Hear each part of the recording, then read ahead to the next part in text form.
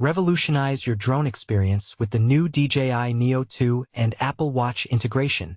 Now, you can control your drone entirely from your wrist, making it easier than ever to capture stunning aerial footage without ever having to reach for your phone or controller. But here's where it gets controversial. Is this the future of drone control? Or is it just a step too far in the wrong direction? What do you think?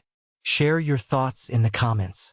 The DJI Neo 2 drone, launched internationally in November, has just received a new update that unlocks this functionality.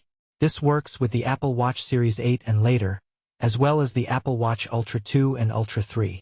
The new DJI Neo 2 firmware, labeled V0 1.00.0500, and the latest version of the DJI Fly app, version 1.19.4, are all you need to get started.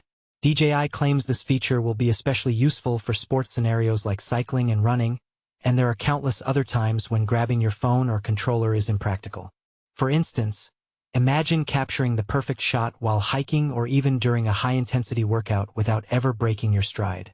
However, there are some caveats. While you'll have a live camera view on your watch, Apple's power-saving rules will still apply when you lower your wrist, but it's live again when you raise it. You can even voice control the drone from your wrist, after granting the DJI Fly app microphone access on your iPhone and enabling voice control in the DJI Fly settings. Your watch can also become a mini mic for on-the-go sound.